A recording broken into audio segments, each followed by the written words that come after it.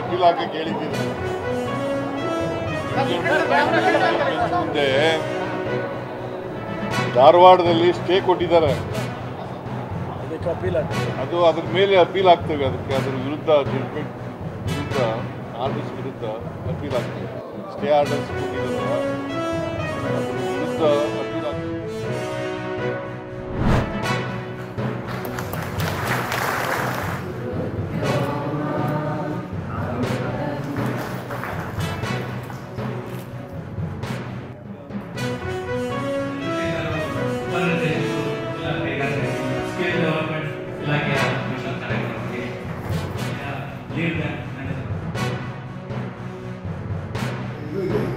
ಇದನ್ನು ಸರಳೀಕರಣ ಮಾಡಲಿಕ್ಕೆ ನಮ್ಮ ಕೌಶಲ್ಯಾಭಿವೃದ್ಧಿ ಆಗಿದ್ದು ಟ್ರೈನಿಂಗ್ ಕೊಡುವಾಗ ಹತ್ತಿರದಲ್ಲಿರುವಂಥ ಸೆಂಟ್ರಿಗೆ ಅವರು ಸೇರಿಸಬೇಕು.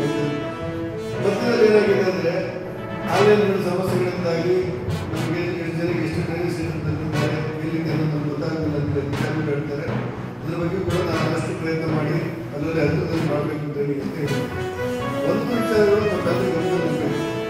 ಇದು ಇರುವಂಥ ಉದ್ಯೋಗವನ್ನು ಮತ್ತಷ್ಟು ವ್ಯವಸ್ಥಿತವಾಗಿ ಮಾಡಲಿಕ್ಕೆ ತರಬೇತಿ ಕೊಟ್ಟು, ಸಾಲ ಕೊಟ್ಟು, ಸೌಲಭ್ಯ ಕೊಟ್ಟು, ಅವನ ಕಾಲ ಮೇಲೆ ಅವನಿಗೆ ನಿಲ್ಲಕ್ಕೆ ಬೇಕಾದಂಥ ಅನುಕೂಲಗಳನ್ನು ಸೃಷ್ಟಿ ಮಾಡುವಂಥ ಒಂದು ಯೋಜನೆ.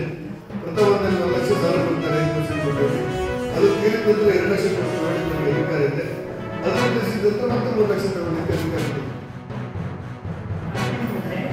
ನಾಳೆ ನಮಗೆ ಜೀವನ ಮಾಡಲಿಕ್ಕೆ ಕಷ್ಟ ಆಗ್ತದೆ. ಇದನ್ನ ಮುಂಚೆ ಅರ್ಥ ಮಾಡಿಕೊಂಡು government of India PM Vishwakarma ಸ್ಕೀಮನ್ನ ಇದು ಎಲ್ಲರೂ ನಮ್ಮ ಮನೆಯಲ್ಲಿ ಏನಾದರೂ ಒಂದು ನಾವು ಅಲ್ಲಿ 18 ಕಸುಬುಗಳಿದ್ದಾವೆ.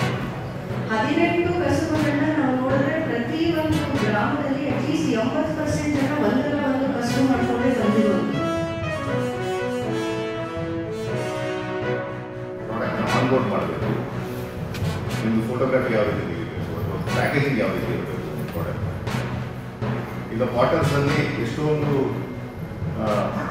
ವೆರೈಟಿ ಆಫ್ ಮಾಡ್ತಿದ್ದಾರೆ. ಈಗ ಮಾರ್ಕೆಟಲ್ಲಿ ಮಾಡ್ತಾರೆ. ಪ್ಯಾಕಿಂಗ್ ಬಗ್ಗೆ ಅದಕ್ಕೆ ವ್ಯಾಲ್ಯೂ ಅಡಿಷನ್ ಯಾವ ರೀತಿ ಆಗಿದೆ ಅಂದರೆ ಅದಕ್ಕೆ ಸ್ಟೀಲ್ ಹ್ಯಾಂಡಲ್ಸ್ ಜೊತೆಗೆ ಮಾಡುವಂಥದ್ದು ಒಂದು ಮಡಿಕೆದು ಪ್ರಾಡಕ್ಟ್ಸ್ಗಳನ್ನ ಮಾಡಿದ್ದಾರೆ.